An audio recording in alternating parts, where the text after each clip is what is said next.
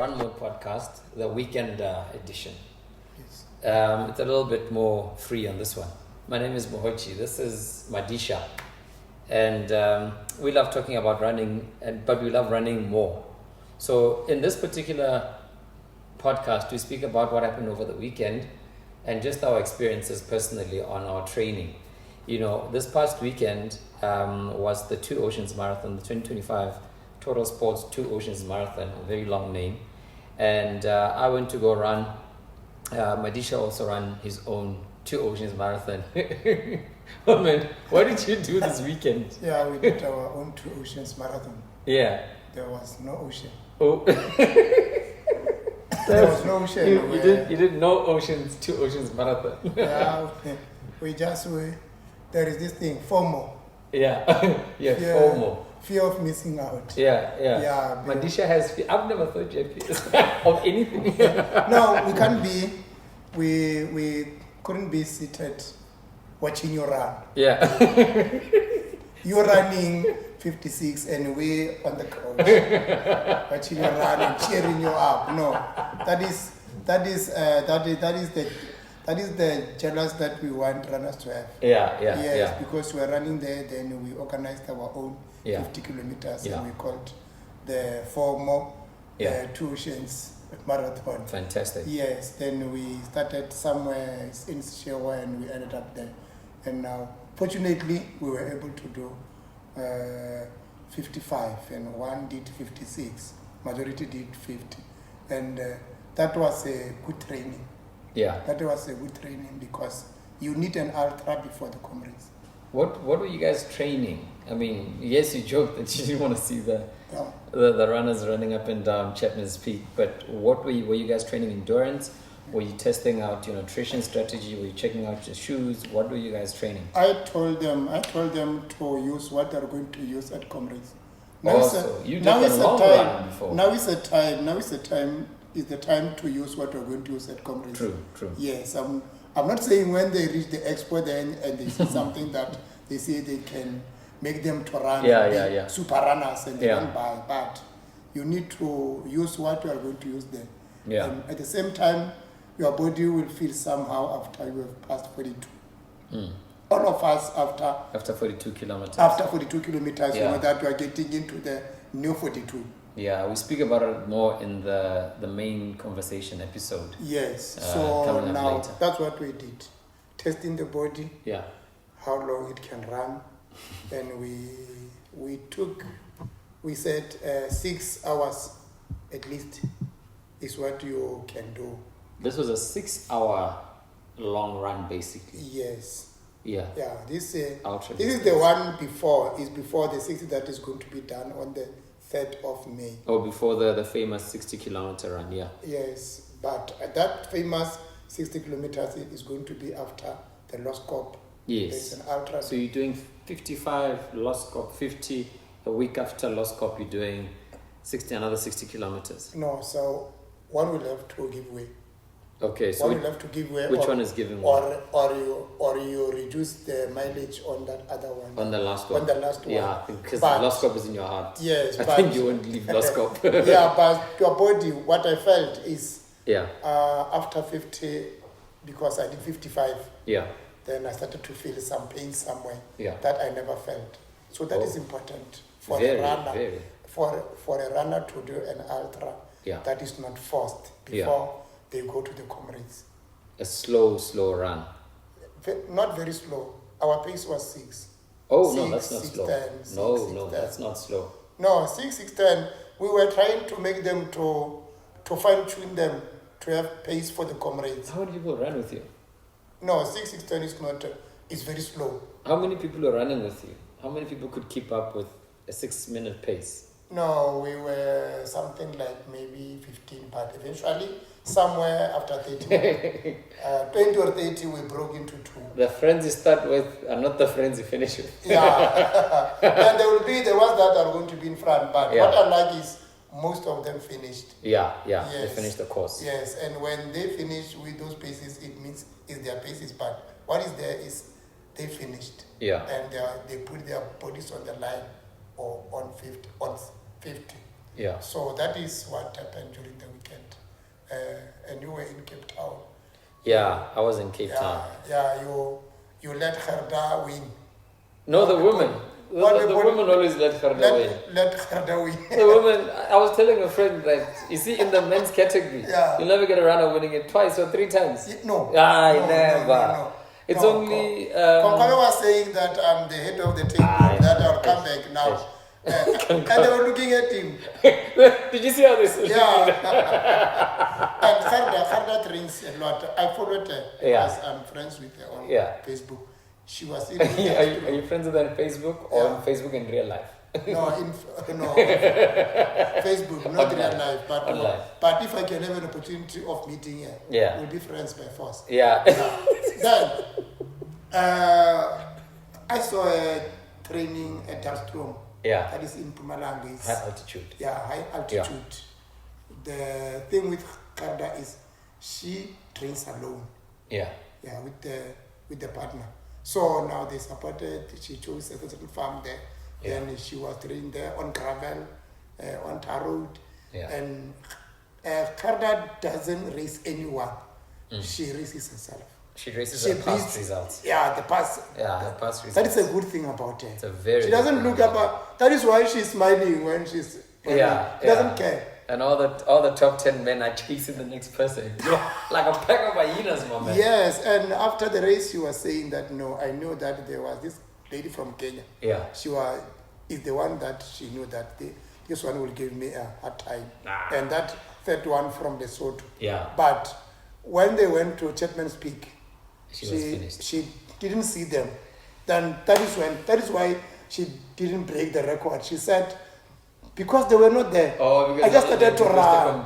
Yeah, but if they were here, exactly. if they were there, she was going to run faster. But the East Africans, Uganda, Ethiopia, Kenya, they are good at 42 and 21. Yeah, they're not good in when you got over 50, I think their time limit is finished. But a lot of runners were saying, including me, there's a couple of things that went completely wrong with this marathon. It was a beautiful. Personally, it was a beautiful marathon. It's my favorite marathon. The Two Oceans Marathon is my favorite ultra marathon. It's in a beautiful city. It's in a beautiful city.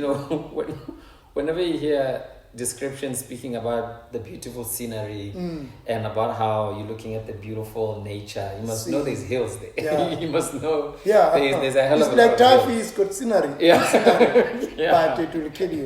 The moment they start speaking like that, there's a lot of hills. It's my favorite race because, a lot of marathon, everyone who runs a marathon will tell you that, you need discipline to run a marathon. You need to hold back. But Oceans Marathon forces you to hold back mentally. Yeah. Because others will force you to hold back physically because you'll find a hill at 7Ks or 21. But Two Oceans Marathon's hills come through in the second half. So in the first half, when you are tired. When you are tired. In the first half, something says go, but then your discipline must say hold back. Hold back. You need to think, Around about 28 to 29 kilometers is when you get the first little chappies. The Chapman's Peak before the Chapman's Peak. And then you get Chapman's Peak there after about 4 kilometers later. And it's a long, beautiful stretch of just continuous uphill. And then there's a beautiful downhill where you regain your strength. And then you go into Hout Bay. And then you turn into Hout Bay. It's a beautiful party because the last time you shall have seen crowds, like rows of people, would be, I think it's at Kalk Bay before you turn into Chapman's Peak, which would have been about 10, 12 kilometers prior. So when you go into Hout Bay, there's a lot of, cheering. It's beautiful. It's lovely. And then you start to have energy. You start to have energy. You start to feel like you have it. 42 kilo mark is there. You look at your 42K time. Everything is still on point.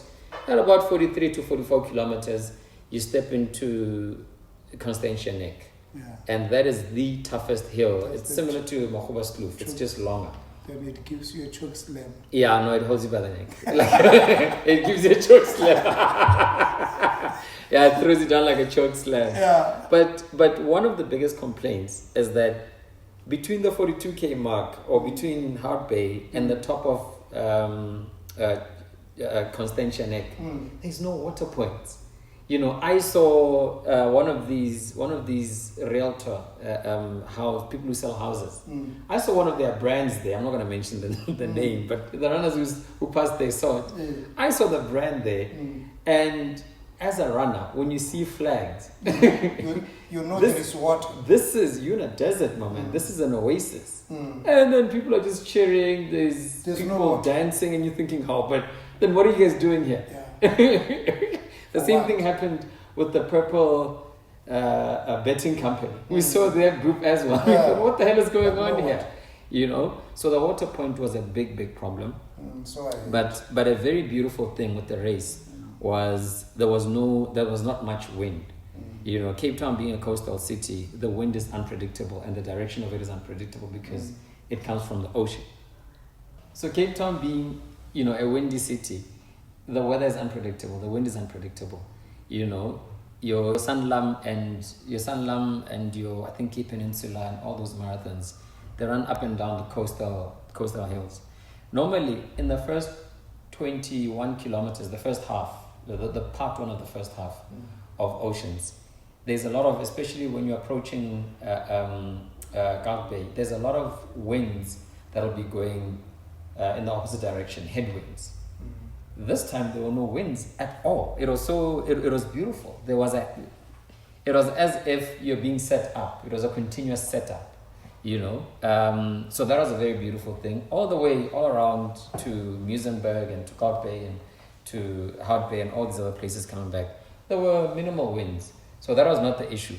It was also not hot, I went there with minimal training. My January and February training was not as sufficient as it was supposed to be because of work, this podcast around here and other things that are going on.